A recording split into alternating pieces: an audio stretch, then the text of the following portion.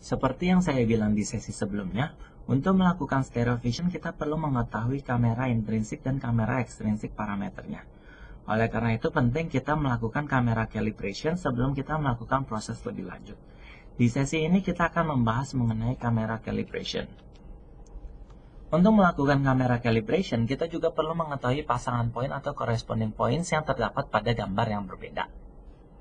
Berikut adalah ilustrasi untuk mencari pasangan poin yang terdapat pada dua gambar yang berbeda.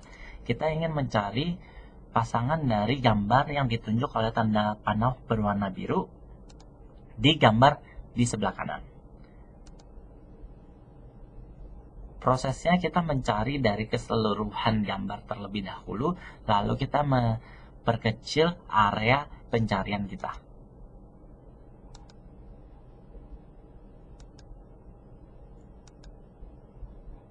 Sehingga kita dapat mendapatkan pasangan dari gambar yang kita inginkan.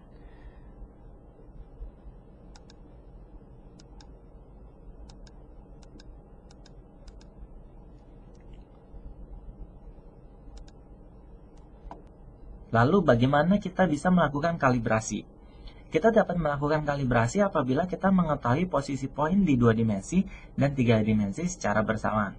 Namun pada umumnya posisi di 3 dimensi tidak diketahui sama sekali. Namun di materi kali ini kita akan membahas bagaimana cara melakukan kalibrasi pada saat posisi 2 dimensi dan 3 dimensinya kita ketahui. Berikut adalah ilustrasi perbedaan antara world coordinate yang 3 dimensi dan kamera koordinat yang 2 dimensi.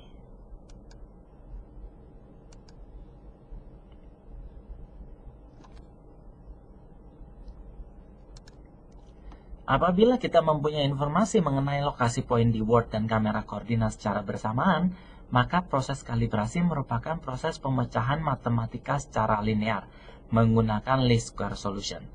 Setelah itu kita juga dapat menggunakan nonlinear solver untuk memperbaiki hasil parameter yang diestimasikan.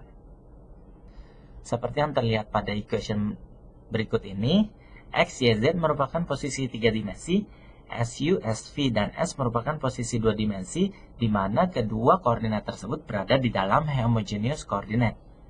Proses kalibrasi secara linear akan menghitung parameter M yang kita tidak ketahui.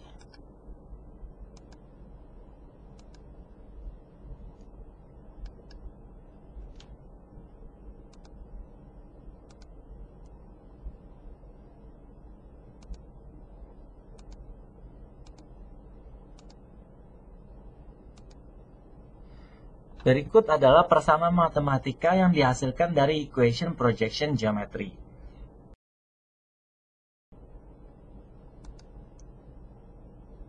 Kita dapat melihat bahwa SU merupakan kombinasi persamaan antara M11 dengan X ditambah M12 dengan Y ditambah M13 dengan Z ditambah M14. Begitu pula dengan SV dan S. Lalu apabila kita ingin mengetahui nilai U dan V, maka kita hanya perlu membagi SU dengan S.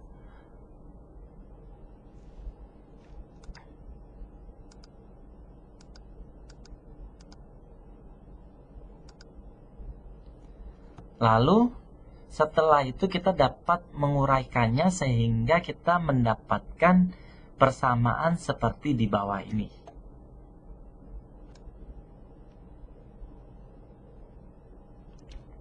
Setelah kita mendapatkan persamaan di bawah ini, maka kita dapat menggabungkannya menjadi sebuah matriks.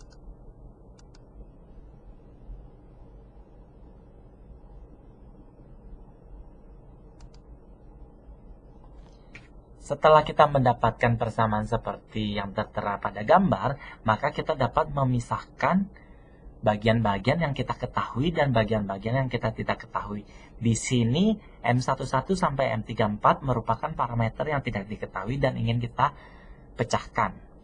Untuk memecahkan masalah ini kita dapat menggunakan linear solver atau linear least square untuk menghitung nilai yang kita tidak ketahui. Kita dapat menggunakan SVD, singular value decomposition, atau kita juga dapat menggunakan matriks inverse untuk memecahkan masalah ini. Kedua metode tersebut merupakan bagian dari linear least square. Keuntungan memakai metode linear adalah metodenya yang mudah dipecahkan dan dapat digunakan sebagai nilai awal untuk metode non-linear. Namun metode linear tidak dapat memberikan nilai kamera parameter yang asli seperti focal length, lalu tidak dapat menggunakan mode radial distortion. Oleh karena itu, pada umumnya metode non-linear lebih sering digunakan untuk kamera calibration. Kalibrasi dilakukan dengan mengurangi error yang dihasilkan dari poin yang diproyeksikan dari poin yang digunakan. Menggunakan metode non-linear, kita dapat secara langsung menghitung nilai kamera ekstrinsik dan kamera ekstrinsiknya. Seperti yang tertera pada gambar berikut ini. Kita dapat melihat posisi bulat-bulat di dalam plot itu menandakan fitur-fitur dari marker yang digunakan. Berikut adalah referensi yang saya gunakan untuk membangun materi ini.